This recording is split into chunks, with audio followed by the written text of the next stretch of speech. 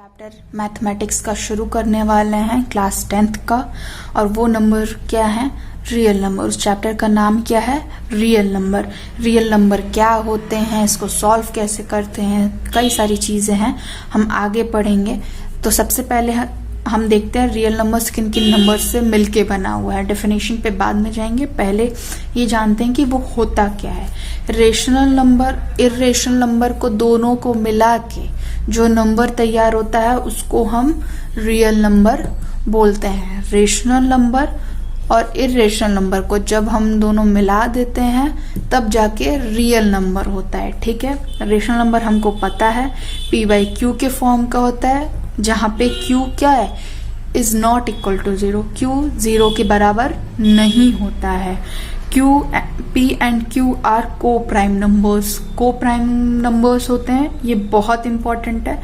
p and q क्या होते हैं? को प्राइम नंबर होते हैं। इसका मतलब क्या होता है कि p एंड q को प्राइम का मतलब उनके फैक्टर्स एक से ज्यादा नहीं होते हैं, सिर्फ और सिर्फ एक ही उनका कॉमन फैक्टर होता है और वो नंबर होता है 1 ही कॉमन फैक्टर होगा। p एंड q के अगर एक से ज्यादा कॉमन फैक्टर आ गए तो वो को प्राइम नहीं होगा। ठीक है, rational number and irrational number. Rational number के रेशनल नंबर के अंदर क्या आते हैं? Whole number and integers. ठीक है, होल नंबर किससे मिलके बने होते हैं? 0 प्लस नेचुरल नंबर से मिलके बने होते हैं और इसमें सारे पॉजिटिव नंबर प्लस सारे नेगेटिव, इसमें सारे के सारे पॉजिटिव 1 से लेके n नंबर तक, जहां तक जितनी बड़ी नंबर आप सोच सकते हो उतने नंबर तक पॉजिटिव। और नेगेटिव नंबर पे जितना छोटा आप नंबर सोच सकते हो, जितना भी आप छोटा नंबर सोच लो, वो 0.0000000, अब 0 लगाते लगाते लगाते लास्ट में 1 रखो या जो भी आपको रखना है वो रखो। उतनी छोटी, एग्जैक्ट 0 नहीं, उससे 0 से भी बहुत छोटी, मतलब एकदम छोटी क्वांटिटी भी आप जितनी सोच सकते हो नेगेटिव में, -0.000, मतलब लाइक 9999999999 एक्सेट्रा, ऐसे आप जितना सोच सकते हो छोटी क्वांटिटी उतनी छोटी क्वांटिटी कर सकते हो। प्लस इसके अंदर 0 भी आता है, सारे पॉजिटिव नंबर सारे नेगेटिव नंबर 0, इन तीनों को मिला के क्या बनता है? इंटीजर्स बनते हैं। होल नंबर कैसे बनते हैं? 0 और काउंटिंग नंबर्स। नेचुरल नंबर क्या होते हैं? काउंटिंग नंबर आप लोग जानते हो कि 1 2 से लेके n तक जितनी बड़ी आप क्वांटिटी सोच सकते हो वहां तक, वो तो हो गए। क्या हो गए? 1 2 3 एंड सो ऑन। अब गिनते जाओ, वो हो गए, क्या हो गए? Natural number. बट इसी में अगर आप 0 ऐड कर देते हो, मतलब 0 से आप शुरू करते हो, 0 1 2 3 एंड सो ऑन, तो क्या हो जाते हैं? होल नंबर हो जाते हैं। ठीक है, इतना क्लियर हुआ? ये चीजें रिवाइज करवाई जा रही हैं, ये नई चीजें नहीं है। ठीक है, और रेशनल नंबर की एक नई प्रॉपर्टी आप लोग को पढ़नी है, वो होती है, क्या होती है? Non terminating non repeating. गलत, ये नहीं होता है। क्यों गलत? मैंने पहले बोला कि आपके दिमाग में वो होगा कि अच्छा ये नहीं होता है। होता क्या है? रेशनल नंबर क्या होता है? टर्मिनेटिंग होता है। ठीक है, और रिपीटिंग होता है। क्या होता है? टर्मिनेट हो जाए मतलब एकदम कट के खत्म हो जाए, या तो बार बार नंबर रिपीट करे। फॉर एग्जाम्पल 1/3 है, ठीक, या 10/3 ले लो आप, इसको आप काटते जाओ। ठीक है, तो ये आएगा नंबर 3.33333 सो ऑन। ये नंबर क्या है? टर्मिनेटिंग नहीं है, बट क्या है? रिपीटिंग है। किस लिए रिपीटिंग है? 3 बार बार नंबर रिपीट हो रहा है। जब ऐसे नंबर रिपीट होते हैं तो हम क्या करते हैं? 3.3 पे ये बार लगा देते हैं। ये बार का मतलब ये जो ये नंबर है ये बार बार क्या हो रहा है? रिपीट हो रहा है। इतना क्लियर हो गया। अब आते हैं इर्रेशनल नंबर पे। इर्रेशनल नंबर कैसे नंबर्स होते हैं? जो कि नॉन टर्मिनेटिंग होते हैं, नॉन रिपीटिंग होते हैं। और ये तो हम रिपीटिंग का केस देख लिए, इसमें टर्मिनेटिंग का केस देख लेते हैं। टर्मिनेटिंग का केस कैसे इसमें देख सकते हैं? एक चीज, एक कॉन्सेप्ट इसमें दिमाग से निकल गया था। क्या है टर्मिनेट? ये तो रिपीटिंग का केस देख लिया। टर्मिनेटिंग का केस देखना है तो हम कैसे देख सकते हैं? 4/2। ये पूरा कैंसिल होके कितना आ जा रहा है? 2। ये 2 जो आ रहा है ये किसका केस हो जाएगा? ये टर्मिनेटिंग का केस हो जाएगा। किसका केस हो जाएगा? ये टर्मिनेटिंग का केस हो जाएगा। क्यों टर्मिनेटिंग का केस होगा?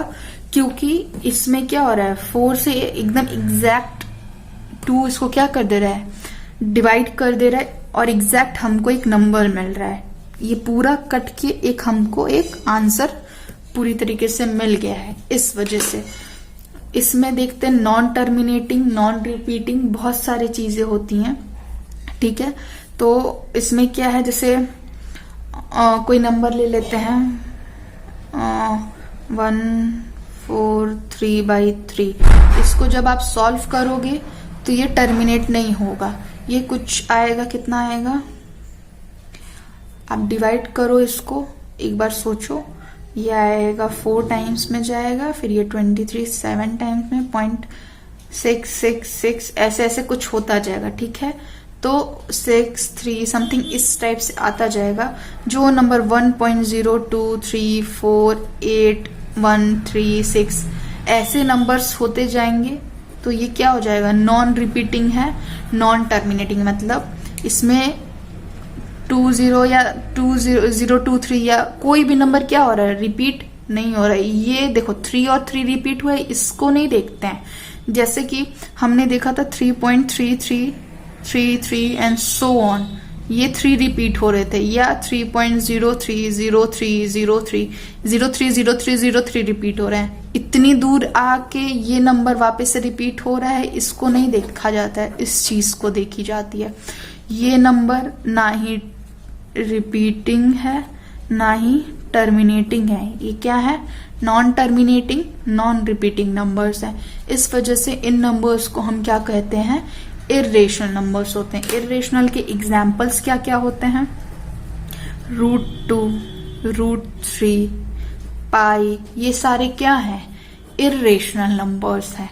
ठीक है, पाई को हम लोग 22/7 लिखते हैं। ये एक रेशनल नंबर है। एक चीज, एक कॉन्सेप्ट याद रखना, 22/7 एक रेशनल नंबर है। बट पाई की वैल्यू होती है 3.1 3.14 and so on.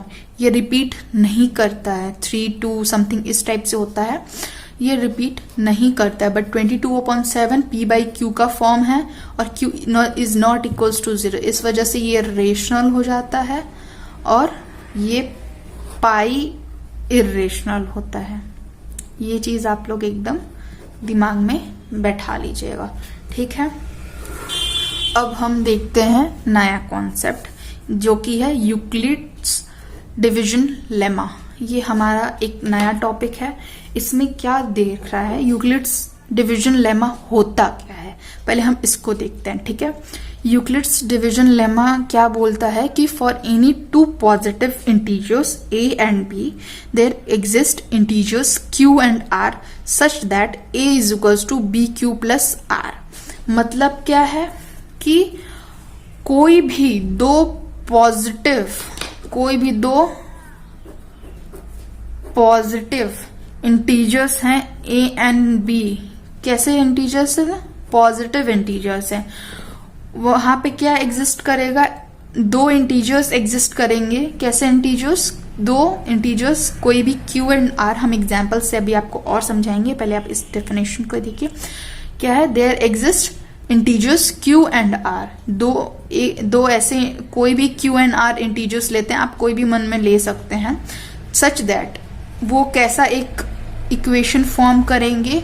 a is equals to bq plus r। तो ऐसे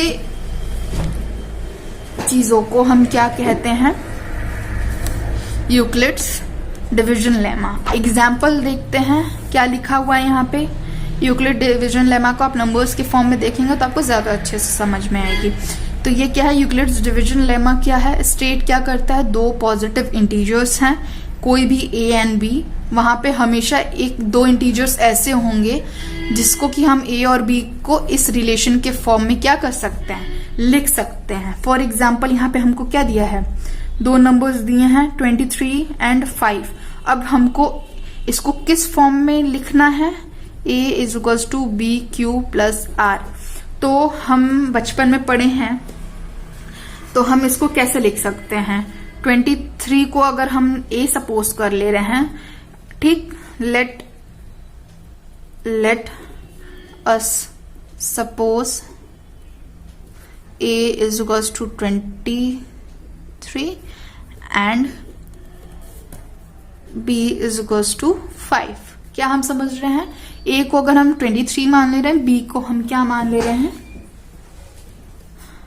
b को हम क्या मान ले रहे हैं, 5 मान ले रहे हैं। तो उसके हिसाब से हम क्या देखते हैं, तब a की जगह क्या रखेंगे, a की जगह हमने 23 को रख दिया, ठीक, 23 को रख दिया।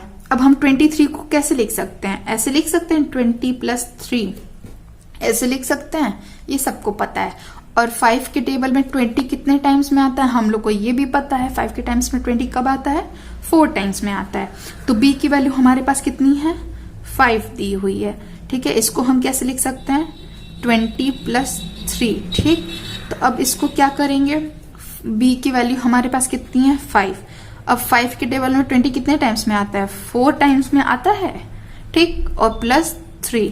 तो 23 को हमने a plus b q plus a is equals to b q plus r के फॉर्म में हमने लिख दिया। कोई भी दो पॉजिटिव इंटीजर्स हैं a एंड b, हमेशा वहां पे q एंड r इंटीजर्स क्या करेंगे, ये क्या है, इंटीजर्स हैं, ये भी तो इंटीजर्स हैं, पॉजिटिव इंटीजर्स हैं, एग्जिस्ट करेंगे, ऐसे एग्जिस्ट करेंगे कि ये हमको किस फॉर्म का मिल जाएगा, a is equals to b q plus r, जहां पे a की वैल्यू 23 हमने ले ली थी, b की वैल्यू हमने क्या ले ली थी, दो पॉजिटिव इंटीजर्स की वैल्यू आ गई थी 23 एंड 5 थी। तो हमने इसको ऐसे स्प्लिट करके लिखा। ये बहुत बच्चों वाली चीजें हैं कि 23 इज इक्वल्स टू 20 प्लस 3, ठीक। तो फिर उसके बाद 20 के टेबल में से 5 के टेबल में 20 कितने टाइम्स में आता है, 4 टाइम्स में आता है। तो इसको ऐसे हमने लिख दिया। इतना क्लियर हुआ। तो हमको यहाँ से a की वैल्यू हमको पहले से दी हुई है 23, b की वैल्यू दी हुई है 5, और हमने ये यूक्लिड्स डिवीजन लेमा लगा के हमने क्या फाइंड कर लिया, q इज इक्वल्स टू 4 आ गया and r is equals to 3 आ गया, ठीक है। यही है, सिंपल सा यूक्लिड्स डिवीजन लेमा है। होप आप लोग को समझ आया हो। अब हम लोग नेक्स्ट क्लास में एक नया एल्गोरिदम पढ़ेंगे, that is Euclid division algorithm. Okay, thank you, bye bye.